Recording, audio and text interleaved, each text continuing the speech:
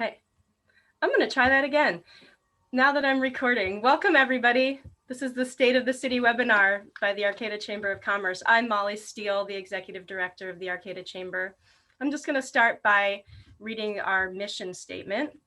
The Arcata Chamber of Commerce is a diverse, non-political member organization serving the Arcata Humboldt area, working as a catalyst to support business entrepreneurship, collaboration, and innovation while promoting a strong sense of community.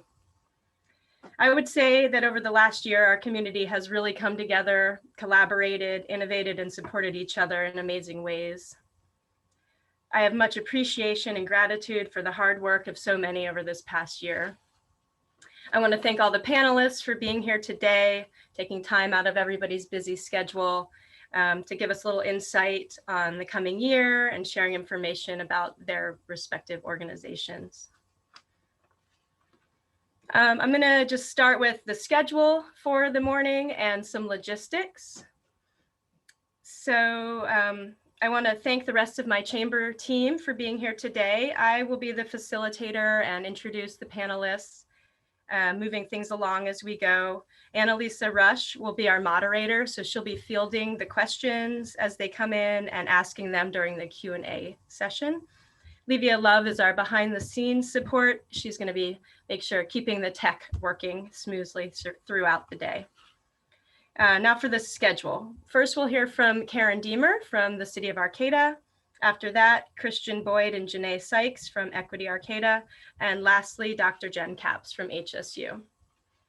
After the final presentation by Dr. Capps, we'll begin the question and answer portion of the webinar. So after each presenter speaks, we'll give you just a moment to type some questions. We're not going to be asking the questions after each presentation. That will happen at the very end. So there is a Q&A function in webinars. So if you hover your mouse over your screen, you should see the Q&A down at the bottom. It's down there with the chat and the participants and stuff. So that's where we would like you to type your questions. So if you have trouble and you can't find that Q&A, you can go ahead and put questions into the chat, but we would prefer that you use the Q&A function if you can find that. And then we will gather all those questions and deliver them to the appropriate panelists after the presentations are done. Just a disclaimer, we will probably be paraphrasing some questions. We might end up combining questions together, and we may not get to everybody's question, but we will try as much as we can. And if you're specifically asking a question to a specific panelist, then you can tell us that when you write your question out to make sure the question gets to the appropriate person. So I think that is it for the boring logistics, but hopefully everybody's got that figured out. And I'm going to pass it along to our current board chair for 2021, Ken Hammock. Thanks, Molly, and welcome everybody. To the panelists, we really appreciate you taking time out today in your busy schedules, but this is important. Every year trying to get together, sync up as a community. Where are we at? Where are we going? We know where we've been. 2020 has been a real challenge for our business community, in particular, HSU, CR. We're all kind of in the throes of it, but we're here to listen to the panelists. I don't want to go on other than say, while I've been out picking up donations for our annual awards event that Molly will talk about more today, I've been meeting a lot of new Humboldt folks, people that have arrived within the COVID period, younger folks, a lot of energy, very excited about being in our community and the arts and the culture infused message that we, support each other with. So anyway, I'm just saying, I'm really excited about the next wave of Humboldters that might be listening to this next year.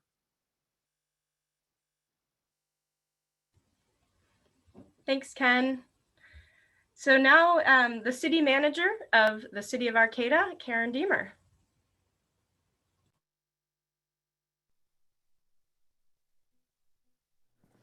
Good morning. It is great to be back at the Minor Theater, our favorite venue, with Josh for the 4th annual Arcata Chamber State of the City event. What a year it has been. But at least the breakfast is still delicious here. Did you guys all enjoy the breakfast? Did only I enjoy the breakfast? Hey Josh, can we get some house lights this morning?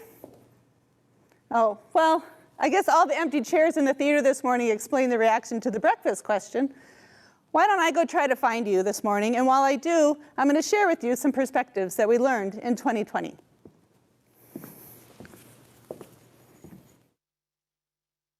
For a community our size, we are so impressive in spirit, in business leadership, in service, and really in the commitment to the values that we hold. If we have ever tested that, this was the year. Let's look at how we did. When I mention Arcata spirit, that is what we first saw step up. Local businesses such as Haliyashi, Alchemy, and Kokatat started to manufacture needed supplies such as masks, sanitizer, and face shields. Our food nonprofits, including the Senior Resource Center, Arcata House Partnership, and Food for People, began and have continued to distribute both food commodities and pre-made meals. And neighbors stepped up on every street, grocery shopping and caring for other neighbors. Despite some of what we saw nationally, Arcata really pulled together. So lesson number 1, always choose the right place to live. As this slide and the previous slide depicts, we have gotten through this together. In this slide, you see Arcata House Partnership stepping up to support emergency parking lot shelters. From April to August, the program assisted 97 different individuals, totaling over 3,300 bed nights, and served over 10,000 meals. Outdoor art is springing up all around town. What a great activity during a pandemic. Playhouse Arts repainted the Creamery Street mural and supported artists helping our communities grieve and pay tribute to the life of George Floyd and the cries for justice reform with art on the fence downtown and in the Creamery District. The police department staff read a series of books on Facebook for teachers and parents who found themselves being teachers. And it is true that if you haven't listened to Officer Beachel's rendition of I Am a Frog, you are missing out and should jump on today. Concurrent with moving the city into sheltering in place, our lesson number 2 was that we had to start reanalyzing the community's operational and financial structure.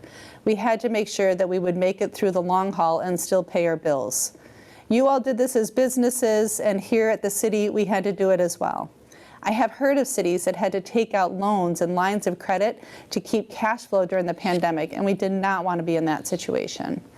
So we took hold of spending. Our current budget has 10 fewer positions than previous year. We initially froze all of our projects, and then we renegotiated or we canceled projects unless we could guarantee funding or had grants to draw from. We halted all purchases of things such as vehicles, lots of preventative maintenance, hopefully just for 1 year, and froze the hiring of new full and part-time staff. We analyzed and then we projected revenues to build the budget with very conservative and realistic revenues. Many people have heard me say that we actually passed a budget very similar to 10 years ago, to our 2010 budget. However, what we're working with now is affordable and it was necessary. Once we created our new conservative budget projections and we had those in place, we shifted to lesson number 3, spend everything we could. From streets, sidewalks, restoration, construction, water and wastewater, we worked to move all money and grant funds we could safely spend, infusing them into the local economy. We made 21 business loans in the first few months of the pandemic to support local businesses. We have another round open right now. And we awarded over $2 million in construction projects, from paving F Street, 11th Street, and Bayview, to park and sidewalk improvements. Looking back, Arcata still had a lot happening and actually made real progress forward in 2020. Our lesson number 4 was really listen, listen, and listen. We started meeting with the Chamber and Main Street every other week to listen and to brainstorm what was needed to support businesses in the community. From that came Shoshana's great energy. In addition to streamlining outdoor vending and dining permits, more loans and grants, collaborative marketing, and several COVID-safe events to showcase Arcata's spirit and resilience while we manage COVID-19. And let's go back to lesson number 1, try to choose the right place to live. So we're down here, we're at the Arcata Marsh. Actually, I thought for sure you'd all be here because this seems to be the one place that has kept so many of us grounded through the pandemic. Between the trails here at the marsh and the forest, we have seen record use in our outdoor spaces this year. On the topic of outdoor spaces, this year, Arcata voters chose by over 80% to support a parcel tax to ensure continued growth and protection of these spaces. Further, our voters cast their support for another one of our core values, adding more affordable housing. Definitely living by lesson number 1 when we can. Come and join me for a walk through the Arcata Marsh while we look at how all of these efforts have actually fared in Arcata this year.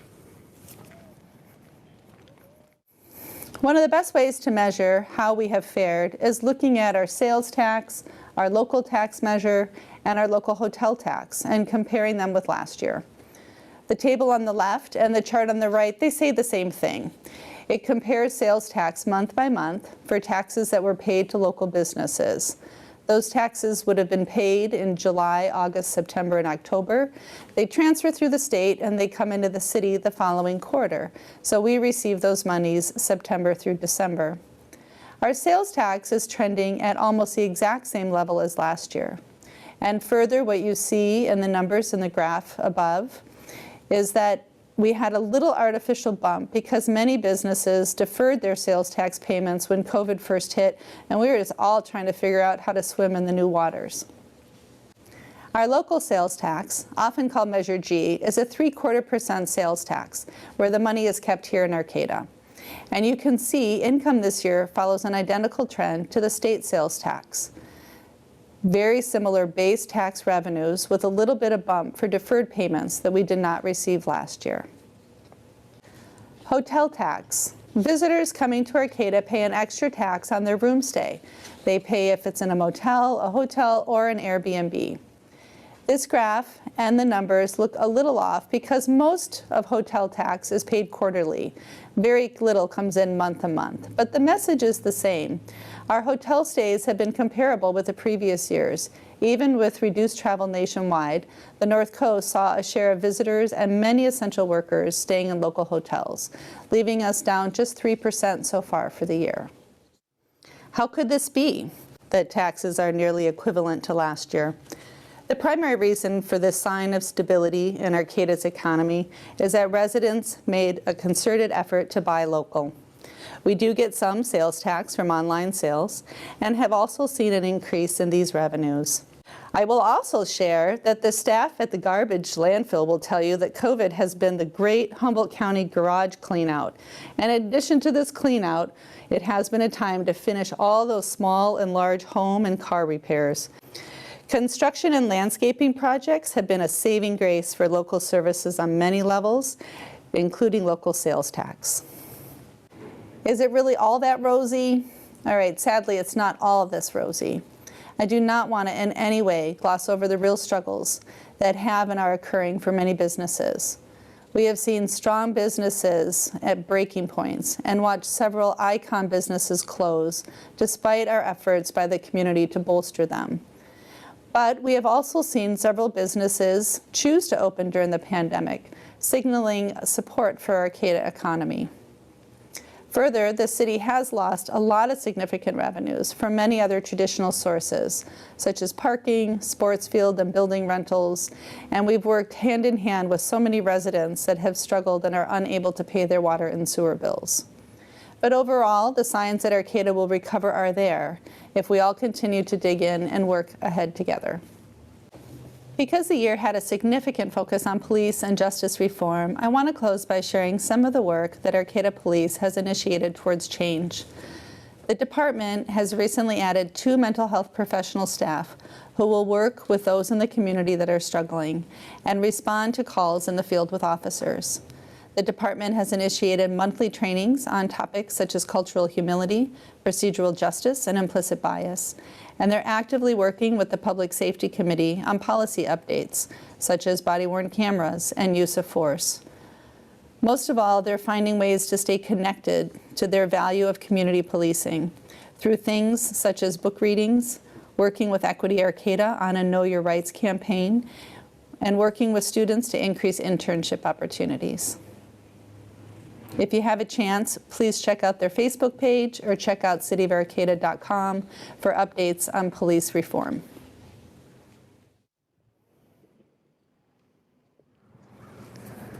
All right, well, we thought we'd try one more spot to find you this morning out here on the Arcata Plaza. It's actually becoming a beautiful day and the stores are open. I hope after this morning's State of the City, you'll come down and join me for a little shopping here on the plaza. We have certainly been tested and challenged as a city this year, but I hope this morning you see the signs of our strength, the signs of our growth, and that we have momentum to get us through the next year ahead. I know we all look forward to days when the virus does not have a grip on the activities that we can participate in every day. We look forward to meeting again with families and friends casually, and we look forward to indoor dining. We have 3 new council members this year that I know really look forward to enjoying a chamber mixer that's in person, showcasing many of our local businesses. And I know above all else, we really look forward to welcoming a whole campus full of students back to Humboldt State University. We actually have a lot to look forward to and get through this morning. So I guess I'm gonna go back to my office and see if I can find you on our regular Zoom channel, because I don't want to miss the updates from Equity Arcata and from Humboldt State University, mostly the exciting opportunity to become a polytechnic school. So thanks so much for tuning in this morning, and thank you each for the part that you do every day to make Arcata special.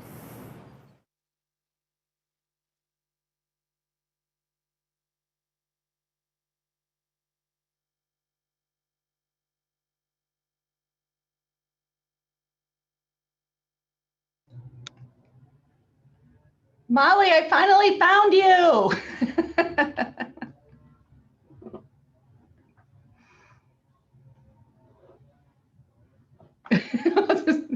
She's like, I'm not unmuting, that's it.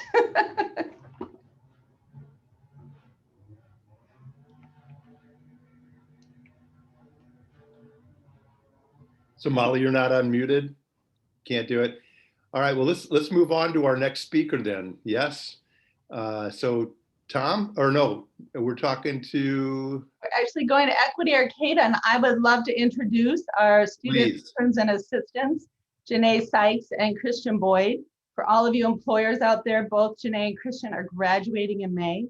And when we talk about the high talent that comes through Humboldt, you are about to witness it firsthand. So thanks both for taking your time this morning.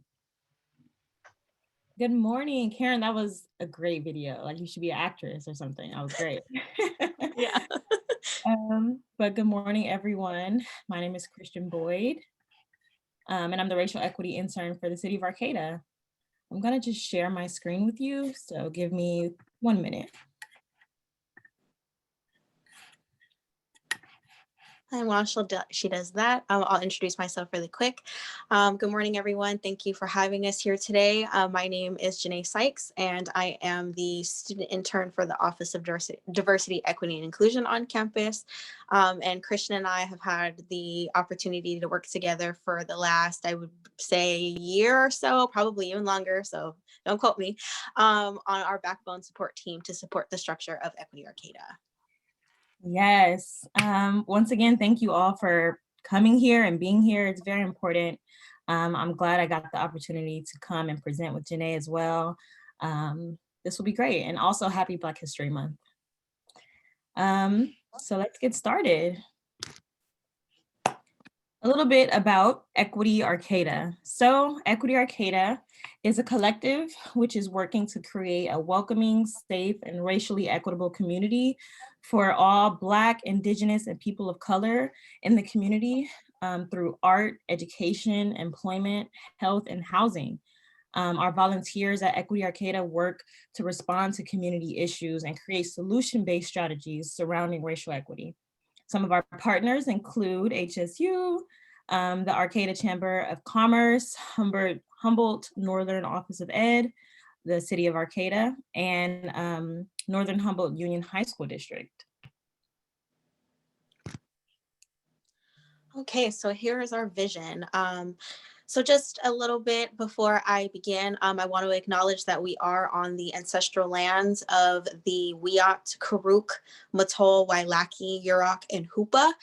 They are surviving and thriving here and have been for many, many years. There is a substantial amount of the Native population here with the growing population of Hispanic, Latinx, and multiracial or mixed people that are coming into Arcata.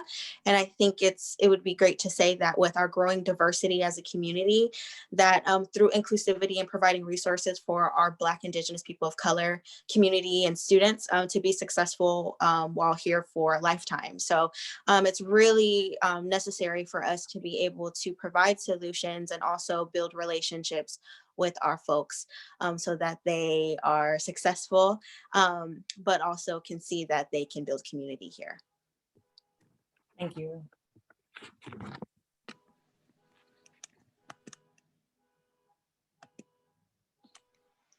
A little bit about the history of Arcata. So starting in 2016, the City of Arcata, some representatives from HSU, like the staff and faculty, and local business owners came and created focus groups with the students to hear their needs and issues that they may face here in the Arcata community. Many students had different issues that they wanted to focus on, whether it be safety, whether it be food insecurity, or whatever situation the students felt. They created groups, they talked about it, and they created solution-based strategies to create Equity Arcata. So based on this work, in 2017, Equity Arcata kind of formed throughout these focus groups, as you can see here in this image we have in the back. And so just to touch on a few insights from Arcata's residents, I want to emphasize that the conversations pertaining to race and racism have been happening for a very long time before Equity Arcata was developed, and it is what it is now. Especially with our growing technology advances and a multitude of social media platforms, we're able to see not only things that are happening in the local community, but things that are happening worldwide. And so we end up hearing about things that are not usually broadcasted locally or nationally. And so I want to emphasize also that with the murder of David Josiah Lawson, I think that was the breaking point for not just only the Arcata community, but Humboldt County in general, to really address the deep-rooted issues of race, racism, discrimination, acts that are happening within our BIPOC folks, and be able to really figure out, okay, how can we come together as a community to ensure that our students, that our community members feel safe, but that we also have that community aspect as well. So just to address a few, for example, BIPOC community members often do not feel safe in Arcata due to experiencing racist behaviors on campus and local businesses and in the community. So a lot of the time we see people not staying in Humboldt because they don't see a lot of themselves here in the community, but also they have their own personal experiences in local businesses where they're being followed, or they experience racist behaviors or discriminatory acts on campus, which makes them to feel like, you know what, I don't belong here, so I'm going to go somewhere where I belong. And just to point out a second point, BIPOC community members seek cultures and traditions regularly misappropriated on HSU's campus and in the broader Arcata community, which also leads to that really uncomfortable, like, well, my culture is not a trend, and I don't want it to turn into something that is a trend when it's something that's really sacred and special to a lot of folks. So these are just a few examples of why BIPOC kind of feel the way they feel about Arcata. Janae.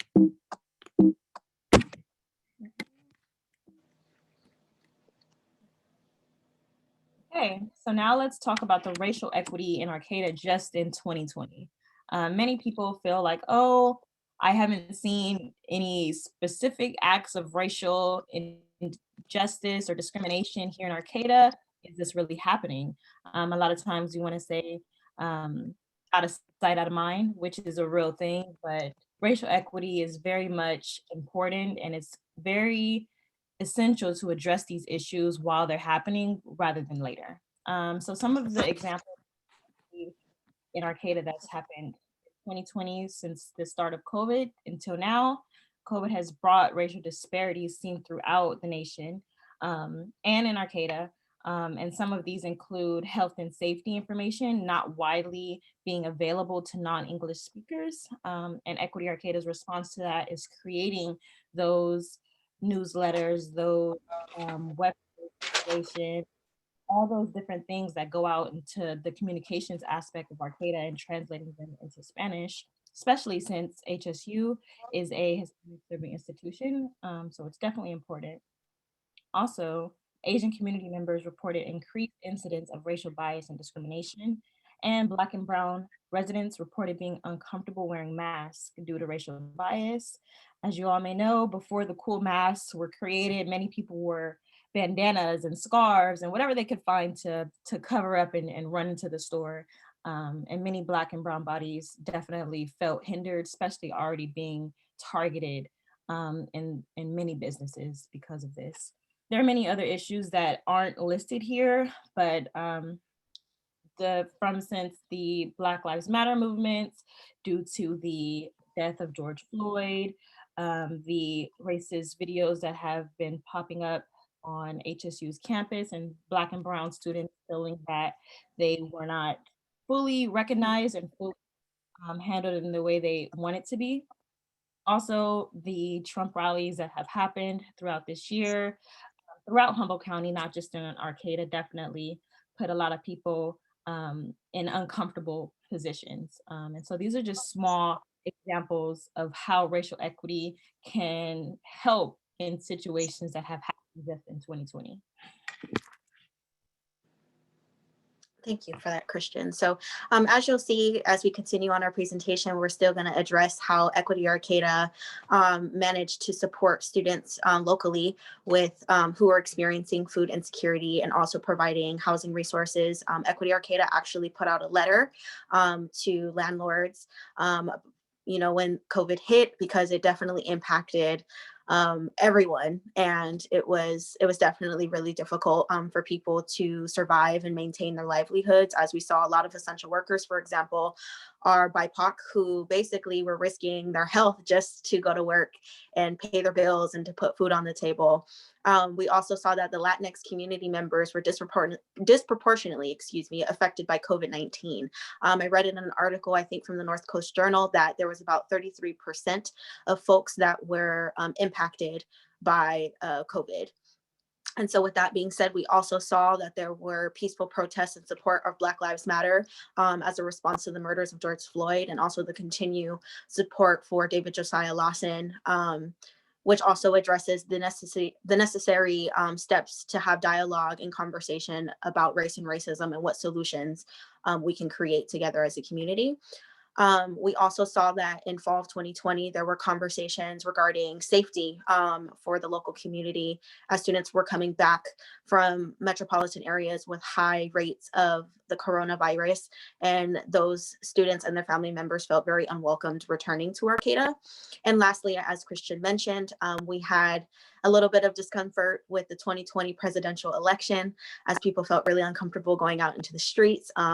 Continued discriminatory acts were happening, people almost getting hit by big trucks with flags of, Make America Great Again, for example. So it definitely emphasizes that racial equity work is definitely necessary in order to ensure that we are creating a safer community for each other. Definitely. Now, let's talk about ongoing racial equity work. Once again, in Arcata. Look at this beautiful picture of Equity Arcata and our team at one of our mixers in 2019. While there's still so much work to be done, there have been steps, and there are steps that need to be met to help support the BIPOC community members here in Arcata. As Janae already mentioned, or I've mentioned previously, emergency notifications are now available in Spanish from the City of Arcata, which is amazing. The cityofarcata.com can be translated into multiple languages. Shout out to our communications director, Kati. Equity Arcata's statement on COVID-19 has now been published, or has been published, since the start or mid of COVID-19, which is also on our website, equityorcata.com. Also, Equity Arcata has open letters to landlords and property management to help manage those housing discriminations that many students come to Arcata from SoCal or from the Bay Area or wherever they're coming from, and a lot of students have trouble finding housing. And so there are open letters to landlords and property management for housing discrimination in particular. Alrighty, so we're going to talk a little bit about our Home Away from Home group. They are awesome. I truly, truly appreciate them. So during COVID-19, they were able to receive grant funding and county approval to host 2 socially distant meal and supply distribution days. Each distribution served approximately 150 local students, which I think is amazing. And lastly, majority of students surveyed at COVID-19 relief distributions reported experiencing food insecurity 1 or more times. And so there was even a survey done at Humboldt State, I believe last semester, regarding food insecurity, housing insecurity. And so with that being said, this is something that we were actually doing before COVID. We were having potlucks and being able to sit together and not just have food and get free stuff, but actually like build relationships, whether that be academically or professionally, which also I think kind of talks about the experience of what it's like to be a Black person or Indigenous person of color in the community, so that our white community members can understand where we're coming from and start to understand, okay, well, how can I help and how can I support? So this is just one example of how Equity Arcata was able to support students locally through COVID-19. Great to see. Also, we have 6 working groups that are a part of Equity Arcata that focus to help with racial equity work in art, education, employment, housing, and health. Another one of our working groups is called the Just Arts groups. As you all noticed in Karen's wonderful presentation, the Art on the Fence project is a project through the Playhouse of Arcata and the City of Arcata. Our Just Arts working group helped to create that wonderful row of artwork from BIPOC community members to highlight some of the artistic sides of Arcata, which is amazing. This group works to organize opportunities for artistic expression, exhibition, performance, and dialogue surrounding racial equity. And the Art on the Fence went up in August of 2020. Okay, so now we're going to be talking about our ongoing learning working group that will continue to offer the community racial equity learning sessions. I definitely appreciate this team and all that they have had to offer, just because as someone who has been working in racial equity for about a year now and is really interested in social justice, I have been able to break down my own barriers of bias and prejudice in my own way, because we all have them. And I think it's really necessary to have that dialogue and be able to have really uncomfortable conversations, because if you decide to just kind of keep a dense perspective, you're not allowing yourself the opportunity to be open-minded to other things. And so, for example, some of the things that the ongoing learning group has done is to facilitate free learning sessions for businesses, nonprofits, and the greater community. They also host ongoing weekly whiteness accountability space, which was actually formed in June of 2020 following George Floyd's murder, which I'm actually going to talk a little bit more about in a second. And lastly, a community book club that began in spring of 2020, and the next session begins on Monday, February 15th. I'm not quite sure what the text is going to be yet, but recently we had a book club on the text from Ijeoma Oluo on So You Want to Talk About Race, and that went very, very well.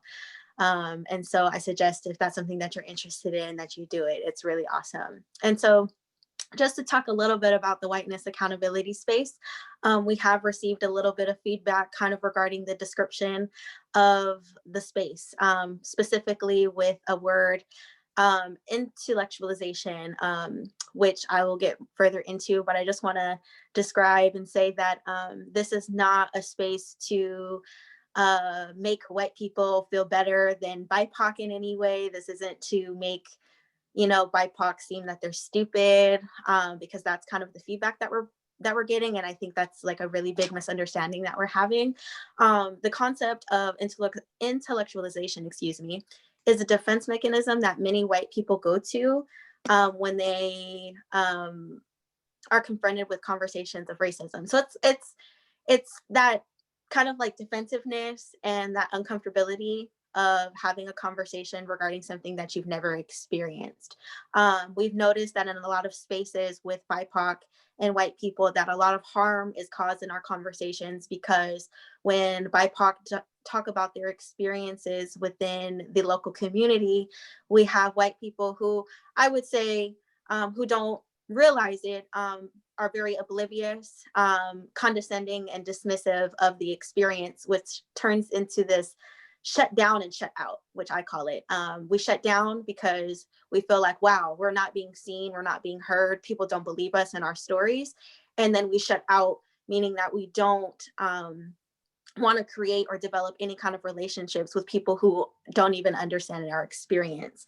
And sometimes that even leads to cultural taxation, which is a term that is a unique term described to place burdens on Black, Indigenous people of color in carrying out the responsibilities of problem solving, or being the ones responsible for telling people how to treat us, how to support us, and serve the communities, which can later on lead to burnout, where we feel extremely tired, we're overwhelmed, and we feel definitely overworked. And so with that being said, I want to emphasize that when we create these race-based affinity groups, which is another word that we call them, we get a lot of questions like, well, isn't that segregating? Like, isn't that what we're not supposed to do? And technically, no. The short period of time that we're separating y'all, it allows opportunity to provide safe spaces for processing, healing, and growth without judgment, and most time unintentional harm. And we're able to break down our barriers of dense perspectives, judgments, and biases. And because of this, it's just an opportunity for white people to have their own space to process things that they don't understand, but also to feel the feelings, the deep-rooted things of like, well, why do I feel sad? Why do I feel angry when I hear about a BIPOC experience? Instead of going to the problem solving of just like, okay, well, how do I fix it? It's like, well, first, how do you get in touch with your humanity first? How do you get in touch with yourself to ask, okay, why does it make me feel like this? And so if this is a space that you think you'd be interested in, I honestly think that you should do it. I know so many amazing people that attend this space, and they're just really growing in their racial equity work and learning the terminology and how racism is perpetuated, not only in the workplace, but in all aspects of our lives. And so I just wanted to address that, because I think that there is a huge misunderstanding, and we're not trying to cause harm in any way, but we are just trying to provide, like we've mentioned previously, solutions and spaces to expand in our greater community to not cause harm. Wow, Janae, well said. Definitely cleared that up for us. Thank you so much. Our next working group is the Police and Student Safety Working Group. This group will continue to work and build stronger relationships between community, local law enforcement, and students here on campus.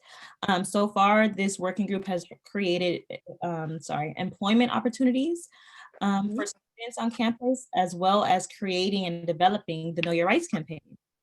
This campaign is starting in 2021 and will continue to flourish as we develop focus groups, as we continue to gather information to help not only students, but other members in the community on how they can feel safe and more inclusive with the police in their local neighborhoods. Awesome. Thank you, Christian. And so lastly, we're going to talk about our Welcoming Businesses group, which continues to develop racial equity learning opportunities for local businesses. I know a lot of you have your own business, and I think it would be really great if y'all attended, if you haven't, some racial equity learning opportunities, because it's an opportunity to really learn, okay, how do I support and meet the needs of my BIPOC community? How do I support the needs of my BIPOC folk that come into my store, that come into my restaurant, and make them feel comfortable and make them feel like I am not only just your ally, but your co-conspirator. I will put myself on the front lines for you. And so with that being said, this group has established ongoing partnership with the Arcata Chamber of Commerce to develop ways to make Arcata businesses safer places for BIPOC community members and employees. And then second, we have developed a welcoming business newsletter that will be distributed monthly in 2021.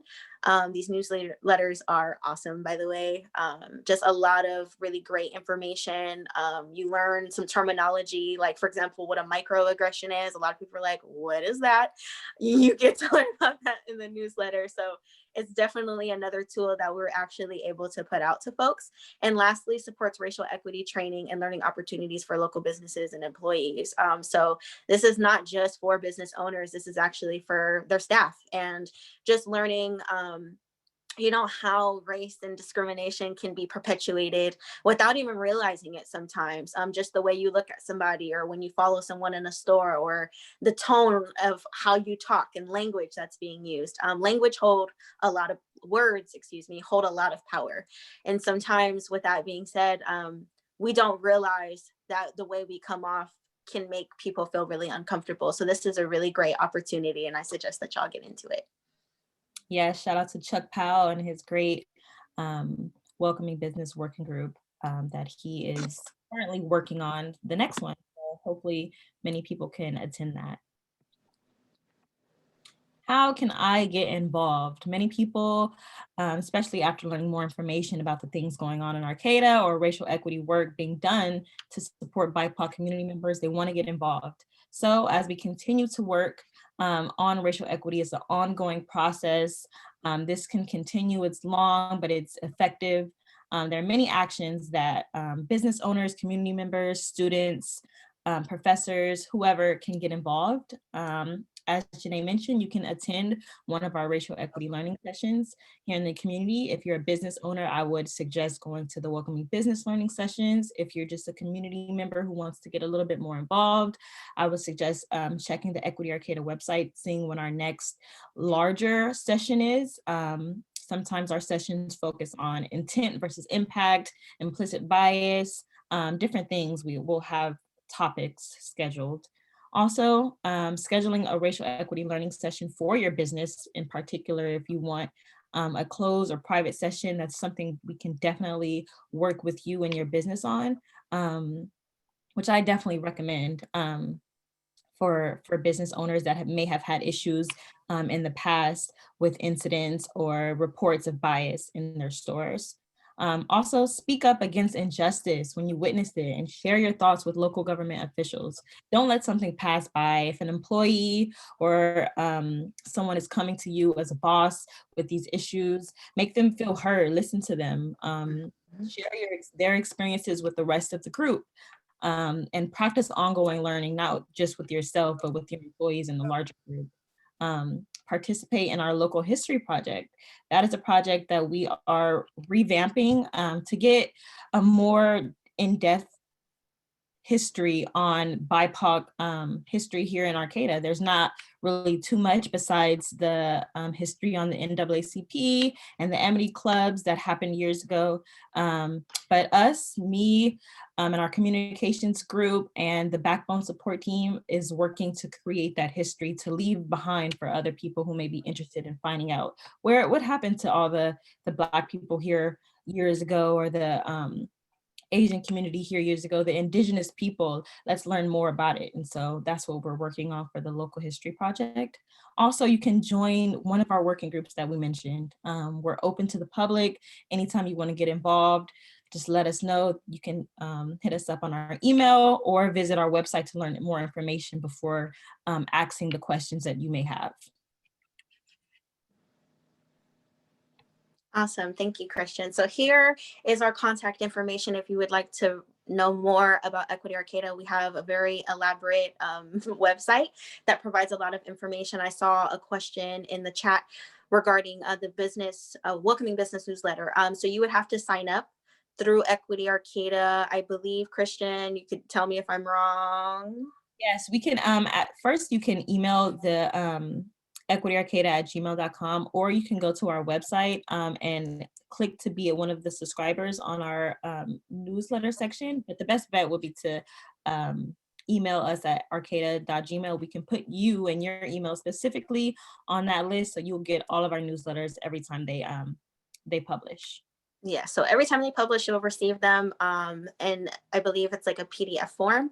So they're really, really, really nice. And Yeah, like we have an Equity Arcata Facebook page. We have an Instagram where we also promote a lot of events that are happening on HSU's campus, well, the virtual space, the NAACP, things that are just going on in the community.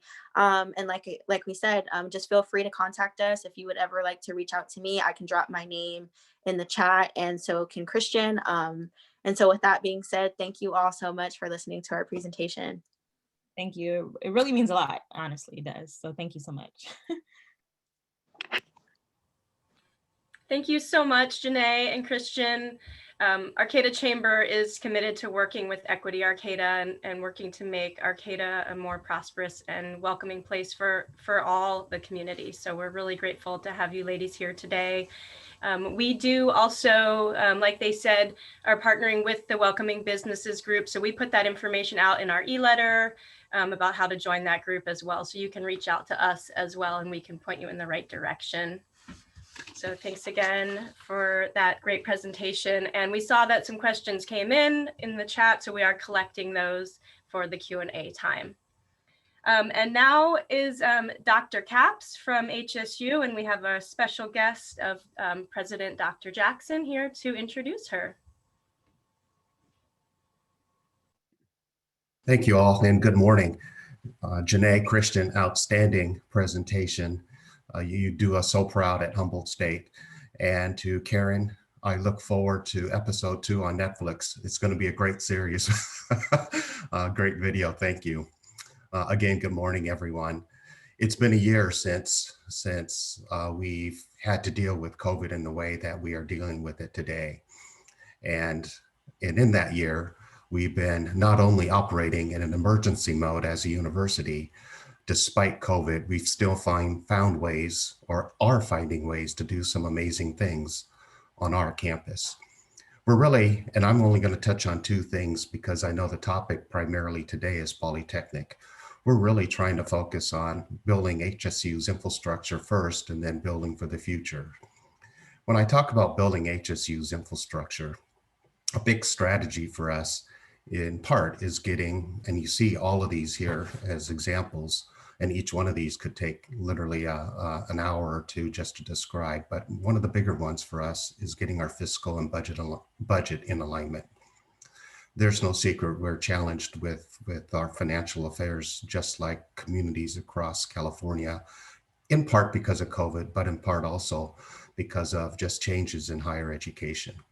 A good example of that is in 2015, we were the largest we've ever been as a university, about 8,500 students. We're somewhere around 6,500 students today. In 2015, our budget was still out of alignment. So we were the biggest that we've been and still out of alignment as a budget. And now we're at 6,500 trying to make some of those corrections. That's important because our future is very dependent upon our ability to make some of the changes that we need to make today. For comparison, and if you sometimes wonder how can we have so much money but not have any money, a big piece of that is the resources we receive come in categories, pockets, where they can't touch one or the other sometimes. Think of it as separate accounts, and one account doesn't touch the other. Or if you're a business owner and you might have a business in your family, but another person in your family works for a different company, you separate those accounts so that the expenses don't take it away from the family account or things of that sort. So that's the same challenge in a different way that the university is facing some of its resources. We have resources that just come in different pockets that can't be used for other things. We also have tried really hard to communicate differently. We've put out well over 140 different articles to the local community to try and inform each of you about the different things happening on campus, plus the amazing things our faculty and staff are doing, not only in their scholarship, but also their research. As far as HSU's future, each one of these stand on their own. And like I said, today we're going to spend time on Polytechnic. But right now we're in the middle phase of finishing our strategic plan for the next 5 years. And that includes a robust academic master plan that Dr. Capps will talk a little bit about.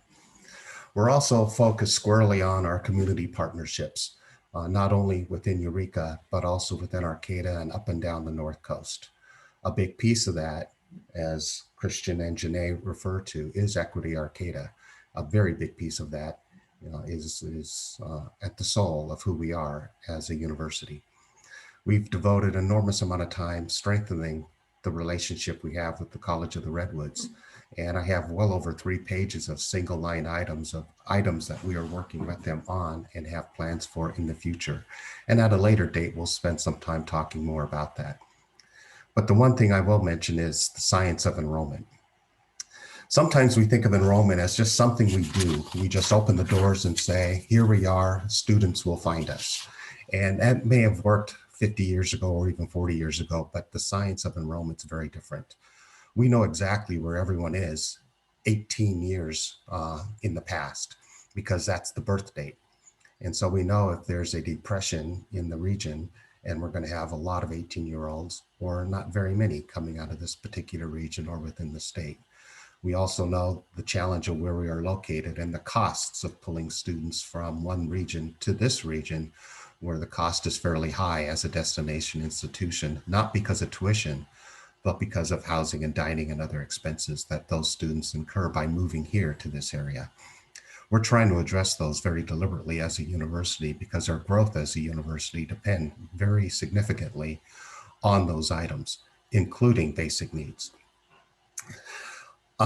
Before I talk about Polytechnic and pass it over to Dr. Capps, there are some challenges we are facing as a university, and I want to illustrate 2 of them. The vaccine's relationship to the fall semester and fall semester. We have this optimism that things will be okay coming in the fall, and the science and the technology that is out there suggests some conservative approach to this. We realize that we are distributing vaccines, but we also realize that the entire population will not be vaccinated. We realize that we still are in a place where we have to social distance and mask, which are very important. We also realize that there are individuals who are still catching this virus and dying from this virus, and we definitely don't want to be a contributor to that as a university. That relationship of vaccine distribution to our fall semester is a point in our formula that is difficult for us to fully comprehend. We are trying to plan for the best fall semester we can, but it's very reliant upon our ability to keep our community and our students very safe, which is why we have multiple options that we're looking at for the fall semester. And throughout some of this conversation, particularly with the provost, we might get into some of those. So let me switch it over to the Polytechnic. With us today is our Provost and Vice President for Academic Affairs. Provost Capps joined Humboldt State University last year, August 2020. Prior to joining HSU, she was the Dean of the College of Professional Studies at Metropolitan State University of Denver. The college itself has 6,000 students and 38 undergraduate majors and 6 graduate programs. Put another way, she is the dean of a college within a university that was as large as Humboldt. She is also a professor of criminal justice and criminology. She served as a university leader in developing public-private partnerships and developing interdisciplinary programs that were responsive to workforce needs in areas like hospitality, as they built a hotel on campus, aerospace, as they launched satellites from campus, health, and cyber. Dr. Capps is trained as a counseling psychologist and has served as an expert witness for gang-involved juveniles serving sentences of life without parole.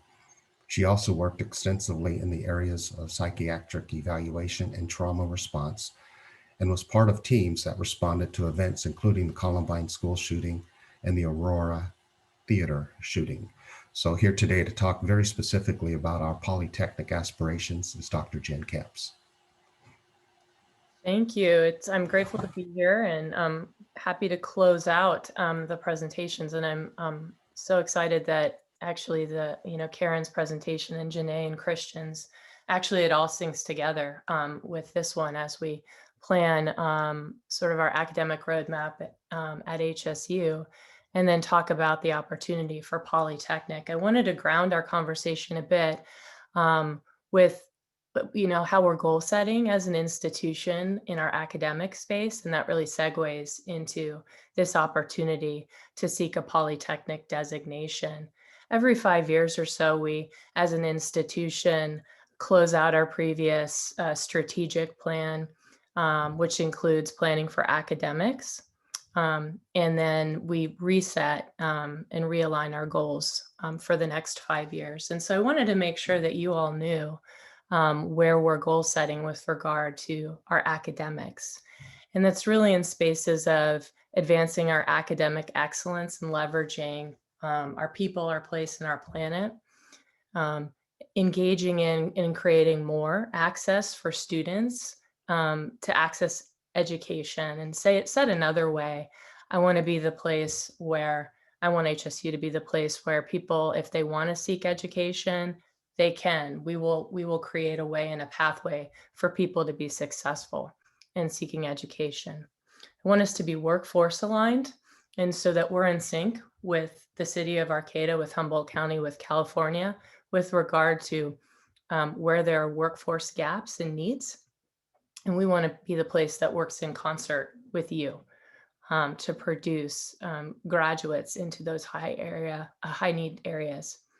And then lastly, I want us to be known as a great place to work, and we're a place that takes care of our faculty, our staff, and that we retain and advance. We're a place that is, promotes excellence among our faculty and our staff.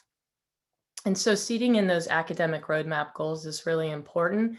As we talk about, and as I introduce you all to the Polytechnic designation opportunity, it's also important to reaffirm what our values are as an institution. And many of those have weaved their way through the previous 2 presentations. Our piece about advancing equity and social justice. I think Janae and Christian did us proud with their work are continuing to do us proud with their work with Equity Arcata. Our sense of place and people, the value of our tribal connections, the value of our local community, the value of sustainability and our environmental awareness, and our commitment to hands-on and service learning. All of these things that we value as an institution and that we align ourselves with as an institution really are what has set us up to be asked, and make no mistake, we were asked to potentially seek a polytechnic designation from the CSU. What does that mean? And what is a polytechnic? I don't want to assume that everybody is on the same page with what this means. So I'm going to kind of do a Polytechnic 101 and start there. Polytechnic designated university is a university that focuses on hands-on experiential learning. It's a place where an institution produces career-ready graduates. They're ready to go. They're engaged hand in hand with the community and what the workforce needs. And they're an institution that has robust offerings in things like engineering, applied sciences, I'll come back to that one in a moment, technology, sciences, and has a strong commitment to integrating and continuing strong programming in arts, humanities, social sciences. If this already sounds a lot like HSU, you're right. That's why we were asked to have this conversation and to do this self-study to potentially move forward toward this polytechnic designation. A lot of people can, see this listing of programmatic areas like engineering, technology, science, arts, and they go, "Oh, that makes sense. I know what that is." Sometimes people get a little hung up on what the heck is an applied science and what does that mean? Is it everything? Is it just a few things? There's a lot of things that can fit underneath that bucket. I think of programming like health. I think of programming like agriculture. I think of a lot of other disciplines, things like math, anthropology, psychology, that have a portion of their programming that's very applied. So I say again, a lot of what is a polytechnic is already HSU. So what's the value? What is the value in seeking a designation at all? Why go through this process where we conduct a self-study and we report back and go through a lot of bureaucratic process to seek this designation? So as President Jackson mentioned, we're working through finding a right size of an enrollment number at HSU. That's one piece of it. But many students really seek a learning experience and the prestige that goes along with having a polytechnic designation. Having a polytechnic designation immediately brings this recognition to HSU that is incredibly valuable. It opens the door for lots of new grant and donation opportunities, and it helps us to be more responsive to workforce and community needs, and it increases access for students. And again, it acknowledges we're mostly already, which is mostly nearly already a polytechnic.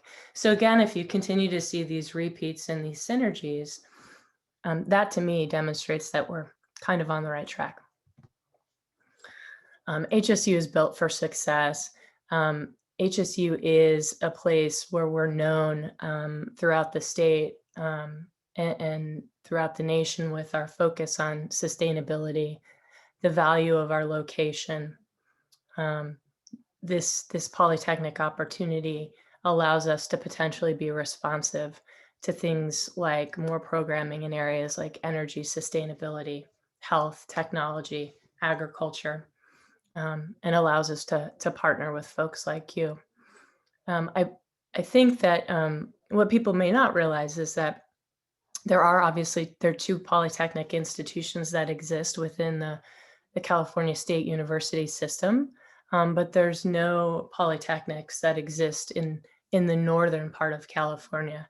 There's San Luis Obispo and Pomona, which represent different parts of the state of California. So this opportunity would really allow us to leverage and meet the need of the northern part of the state.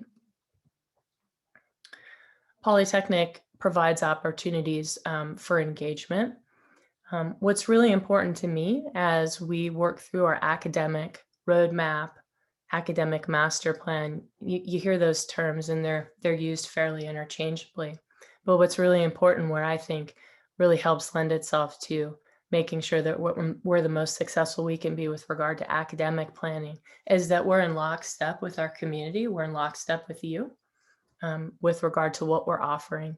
And ways that can be very tangible are things like public-private partnerships, leveraging the North Coast location, expanding upon internships, providing continuing education opportunities. So what are the academic opportunities that avail themselves with regard to Polytechnic? What are the things that are in those buckets?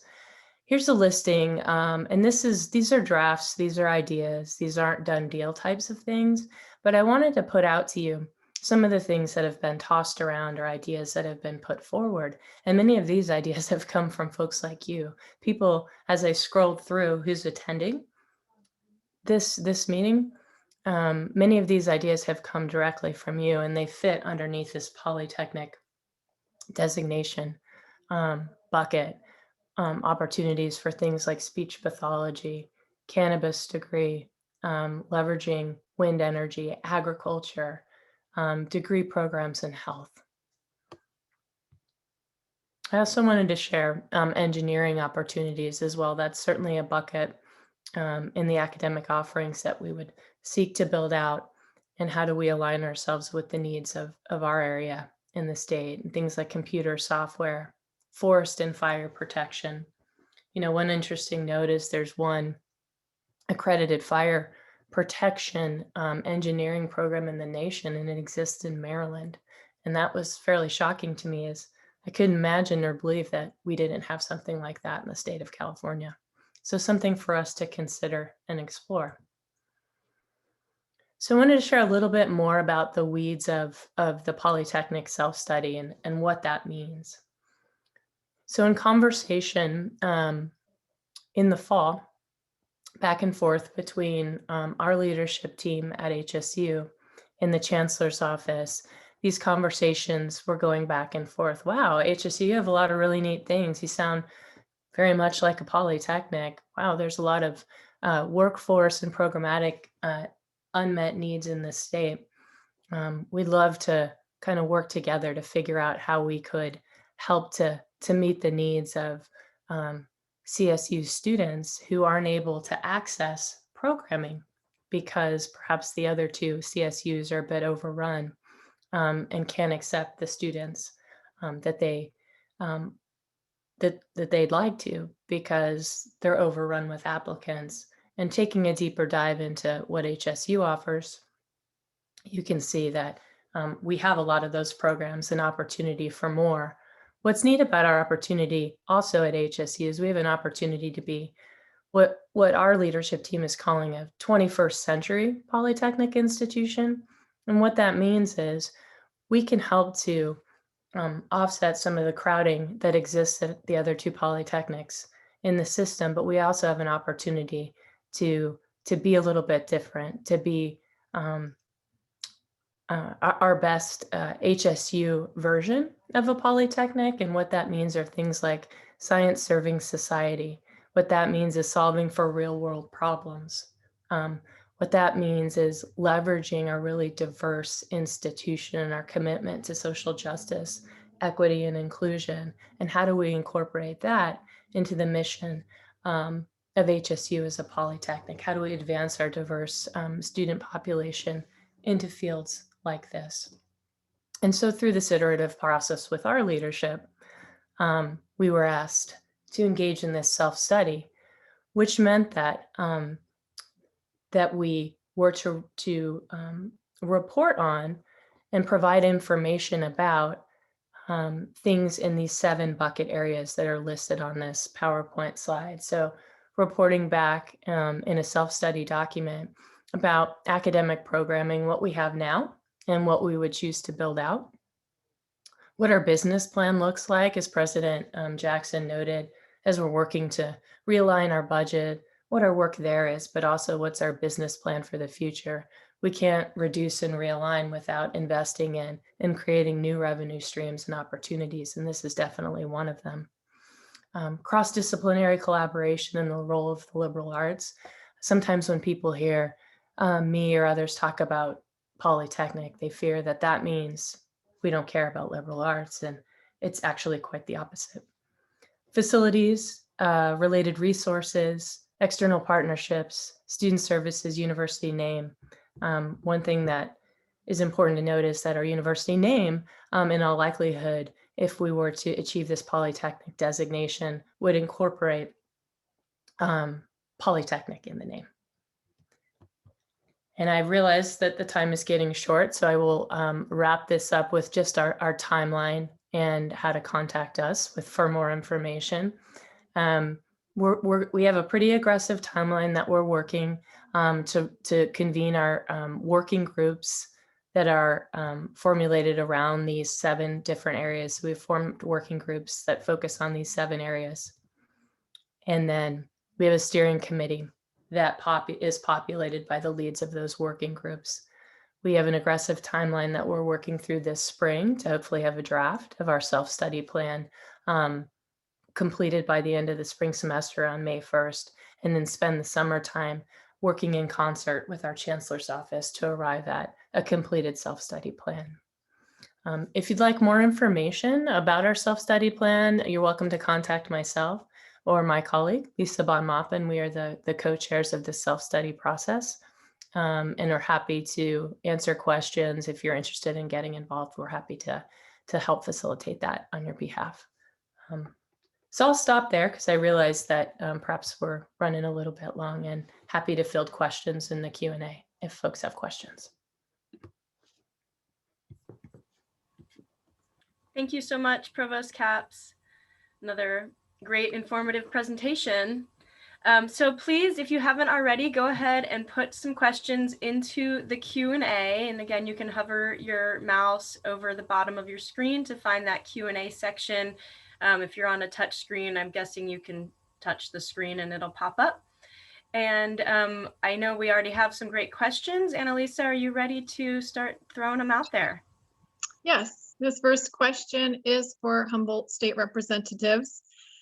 Recently, there have been contractors looking around in the Trinity Annex building. What exactly does the university have planned? What is the time schedule and who is in charge of the grand plan, quote unquote? So three-part question. I'm happy to review those with you.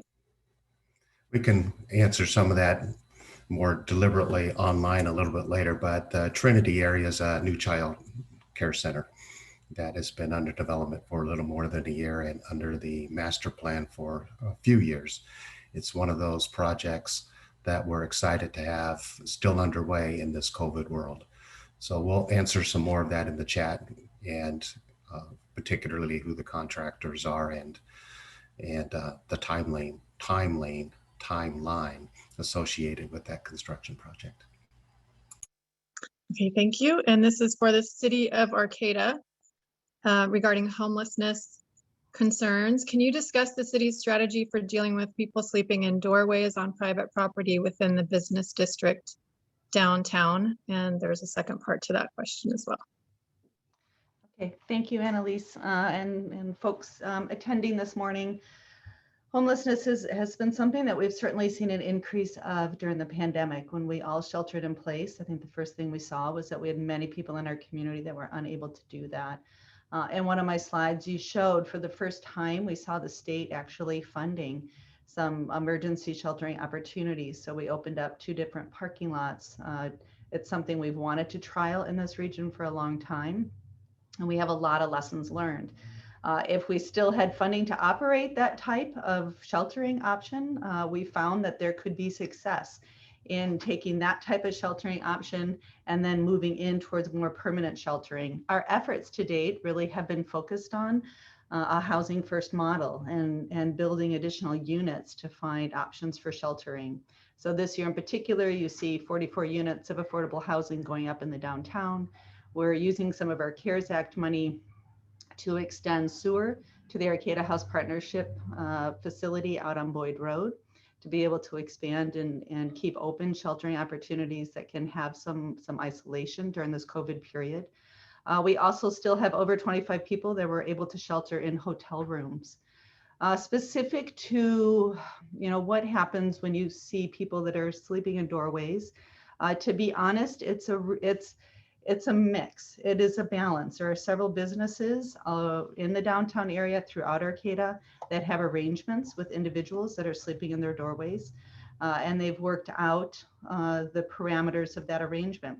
There are other spaces that have just been vacated and abandoned, some of those during COVID, that those people don't have permission to be there. So one of the pieces, I mentioned that the police department have 2 mental health professionals that are coming on. Part of that will be to continue to do outreach to those individuals. And we probably just have a half a dozen or so that seem to really have an impact in our downtown area. But our community forever has had a compassion-led response to homelessness.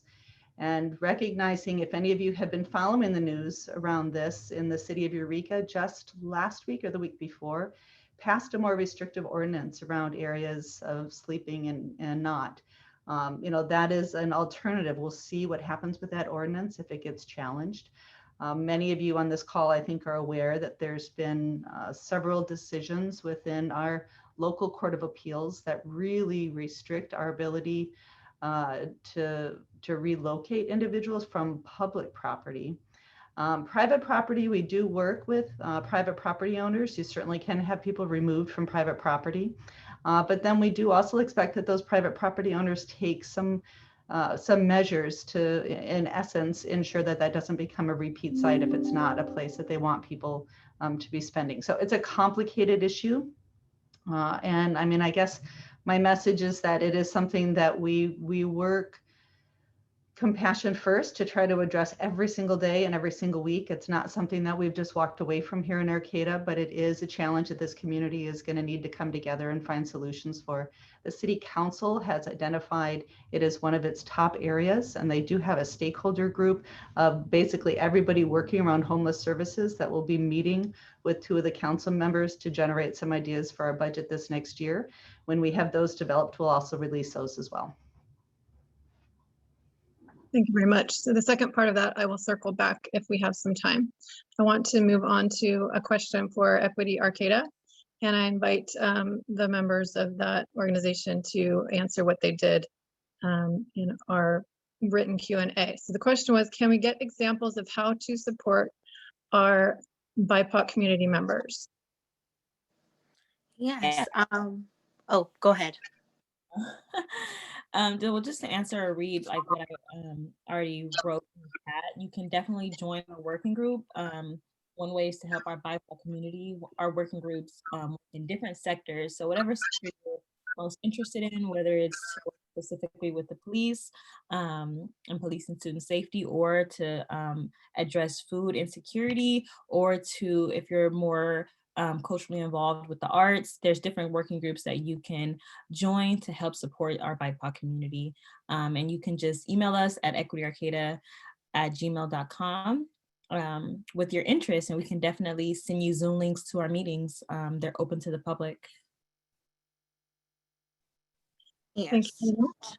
To follow up with that, just to follow up with that, outside of just Equity Arcata, honestly, like read books, read journal articles that come out that have a lot of information pertaining to racial equity, and just get more involved in conversation. And if you don't have time for a working group, if there are any kind of way that you can donate, whether it be funds or whether it be like donating to the honor tax, for example, or the food sovereignty lab at HSU, that would be great also. Okay, thank you very much. And we have a question for HSU. How do cannabis businesses fit into the Polytechnic model? I can answer that one. And there's a number of programmatic questions. I think people wishing to engage broadly cannabis and other opportunities. Cannabis actually, for lack of a better way to say it, we get credit for cannabis for our Polytechnic designation. And I think that demonstrates an alignment with the opportunities and the strengths that we have in Humboldt County with regard to what's unique about Humboldt County, and that's cannabis. So that fits right in. And so I think one way, there's a couple of different places that we can connect. I think with business owners and look at next steps, the academic programs group that we're working on, that working group, as well as our external partnerships working group. As we build out our self-study plan, I think there's ways that we can figure out strategic engagement in a pathway forward on that. The cannabis studies degree program, the bachelor's degree, is actually moving forward. It's a little bit ahead even of our Polytechnic planning phases. So that's been in the works for a while, and thanks to a lot of you actually for your work and collaboration with our team. So more to come, but I would say I can connect you with some of the working group leads where we can connect together. Okay, thank you. Back to you, Karen. The second part of that question was, is there a plan in place to do anything with the environmental damage being done to private and state property by illegal camping in Valley West and surrounding green belts? Sure. So the city works, if it's state property, it's really deferred typically to Caltrans in this region. Properties that we've seen that are under, say, Cal State Fish and Wildlife tend to have a little bit higher response. With specific to the Valley West area, we are working right now, just 2 weeks ago, submitted a grant that would do some ongoing cleanup, would fund working with an organization called New Directions, who actually hires people that typically are currently or just coming out of homelessness, to work the one property that the city has that actually adjoins the Mad River itself. There's actually only one parcel in the city of Arcata that touches the Mad River, and that came under city ownership. The New Directions team has worked with that site in the past. And we are finding just over the last 2 months again now, some environmental degradation on that site. So hopefully that grant will come through in just the next couple of months, and we'll have that team back out there working on that particular site. Great, thank you. And then this is another one that for Equity Arcata. What does it mean that cultures and traditions are misappropriated? And can you give examples? Okay, I can answer that question. So I would say one of the most common examples of cultural appropriation is Halloween, where we see people dressing up as Native Indians, or they dress up in blackface with like dreadlocks pretending to be Jamaican. And a lot of harm is caused because cultures are not trends. And usually these acts are done by the dominant culture. So usually white people who act like the minority group, which kind of reinforces exploitation of cultures and also reinforces stereotypes of these people. Christian, I don't know if there's anything you'd like to add to that. No, definitely well said. Also, cultural appropriation can happen in like day-to-day life, like a lot of on campus, when students feel the need to, it doesn't even have to be Halloween, but like dressed in certain wear to, if it's not in celebration of a culture that you don't fully understand, it causes more harm than it does celebration in that regards. But yeah, definitely Halloween is the biggest example someone can give when it comes to cultural appropriation. But other ways can have cultural appropriation when it comes to like hairstyles a lot, clothing, what someone may wear, language, how someone may speak and around friends or in different situations when it comes to their real speaking voice. So cultural appropriation happens a lot, and it definitely is a form of microaggression when it's done in front of BIPOC people. And if I could just jump in to add a little bit, I think one of the real goals of Equity Arcata is cultural appreciation. And I just want to encourage people to educate themselves, to learn, to share their culture and learn about cultures, and not confuse appropriation, taking a piece of a culture and then exploiting it for, Janae says it perfect, like a trend. Having been in this community a long time, I think we've seen especially our Native cultures really be misappropriated in this region. We've seen, and you can say innocently, but we've seen ads that have gone out even trying to feature some, Native events in the community, but somebody has just grabbed an image that they have found that could be a very ritual ceremony. It should not be shared in that region and that area.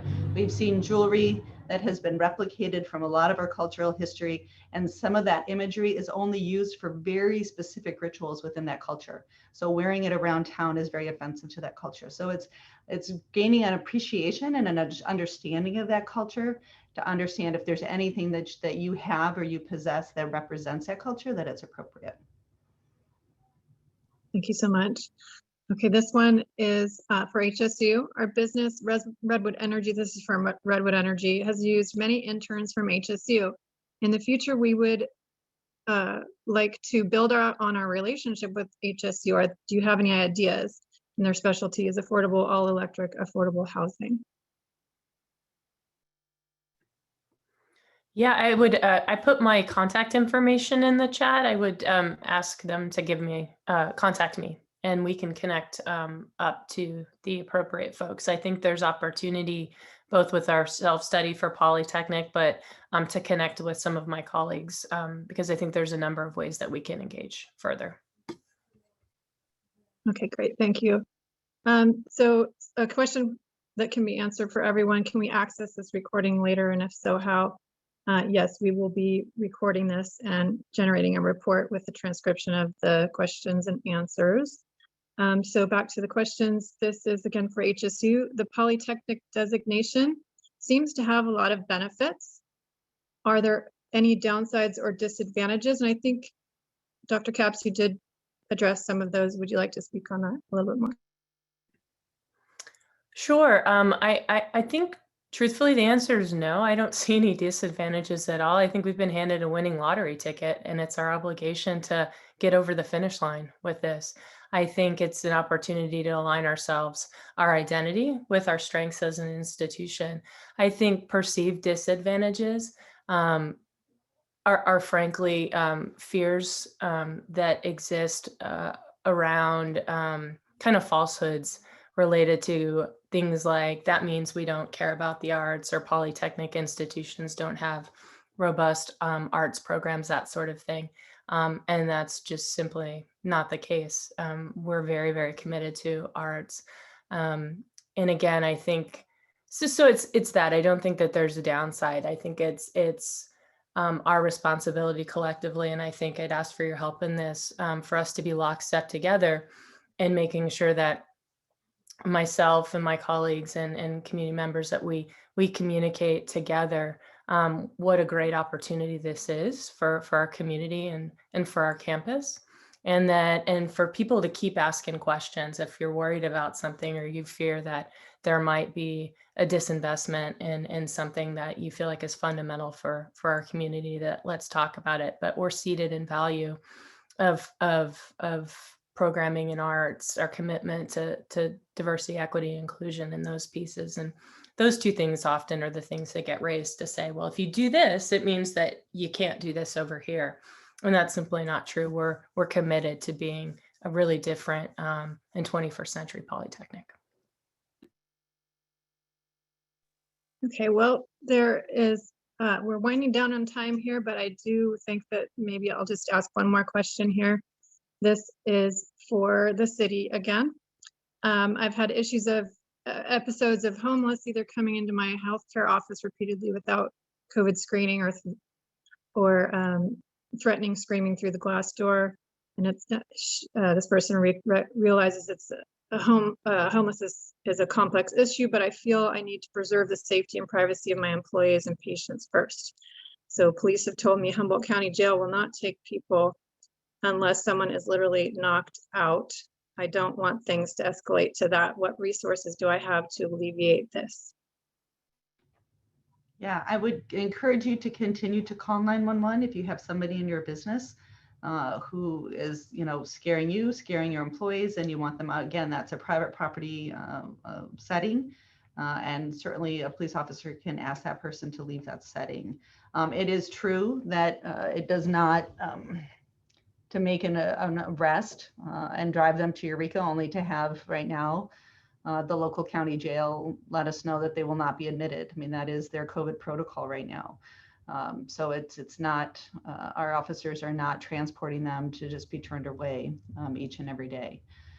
But they can certainly get them off of the property. And there is also, and if you have a region or a neighborhood, we have a really strong business watch and neighborhood watch groups in the community, and a strong coordinator that can come out and work with one block even on things, that they would like to put into place. And some of that can be restraining orders. And if there is a particular individual who continues to harass people around your business, it does take that private property owner, that business owner, to file those restraining orders. But that is a really good tool for our police department to have, to be able to escort somebody off of a certain region. And if you get multiple people within a block, sometimes you really can shift a change of an individual person who, has identified your block as an area that they hang. So I would encourage you to reach out to myself or to the chief to talk further about ideas for your particular business or block. Thank you so much. I think we're gonna wrap it up. We will save all the questions and we can email those out to the panelists. It looks like Dr. Capps has put her email in the chat along with Christian and Janae. So if anybody wants to reach out to the panelists after this, it looks like they're giving their emails out to you, and you can also contact the chamber and we can get you in touch. So, and like Annalisa said, we will kind of edit up the recording. We'll put it out on the Chamber's YouTube channel and our Facebook page, so anybody can watch it later, or anybody who wasn't able to attend. Again, we are so grateful for the panelists for being here today, for all the attendees taking time out of your schedule to be here. And sorry, I'm getting weird feedback. Anybody who, let's see. Well, she's figuring that out. I just wanted to mention that if your question wasn't answered in the Q&A, like she said, we will make sure that we make every effort to connect you to the appropriate person for that question. Yes, thank you. And then one last thing is this is the time right now where the Chamber is celebrating our Business Leadership Awards. So this is the last week for members to vote. So if you are a Chamber member, go to arcatachamber.com. There's a little button up at the top of our website where you can vote. And you know, this year more than ever, we feel that it's super important and exciting to celebrate the amazing, resilient businesses out there, all of you in the community. And this really is a process chosen by the members, which is super cool that you get to, you know, you get to vote for those businesses that you really feel strongly about. And we will be celebrating those winners at our March 4th virtual mixer. All that info is on our website. So again, thank you everybody and have a wonderful rest of your day. Bye. Thank you. Thank you.